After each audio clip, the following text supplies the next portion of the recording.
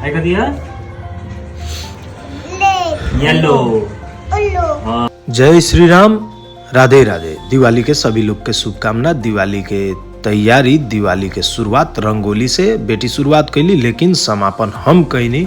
वैसे अच्छा तो नहीं खेबा, लेकिन हो गल। बेटा आयल इंस्पेक्शन में कहता बैक ई भी कोनो रंगोली है, लाओ भाई एने हम बनाएम। अपन दादी के असिस्टेंट बना के तैयारी में भल बनल कुछ ना, लेकिन एगो बढ़िया सा फोटो खींच देनी। लाइटिंग के भी काम समापन हो गल। लाइटिंग के काम समापन भइला के बाद हमर फोटो खींच दिनुस भन्नु भयो, हामी पनि मेरो पनि खींच दिनुस भन्नु भयो। हई बेचारा कुछ ना कहलक, लेकिन एकर भी फोटो खींच लेनी एज मेमोरीज। एगो छोटा सा वीडियो भी बना लेनी लड़का फड़िका के साथ। अब पूजा पाठ के तैयारी। हमने के घर के सबसे बड़का बुजुर्ग यानी कि हमर दादी ओरिजिनल बम बड़का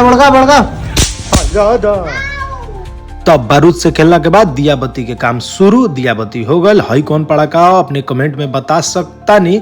अब फाइनली चलसन लइका सन कितना इंटरेस्टिंग होके ताक रहल बा, लेकिन जैसे फुलझड़ी बरल तैसे ही आगल बंदर खानी गोद में। इतना ना डरपोक बा, हमने भी राधे चक्कर इधर उधर कौन कौन चक्कर बा, नॉन हार्मफुल नहीं के, लेकिन बा पड़ाका तो बजाओ के पड़ी। लइका देख के चिया गल। लइका कहता आई कौन भगवान, ऐसे जिसका के चल गल। हमने भी मिठाई खा के दिवाली के समापन कैनी सन। जय श्री राम।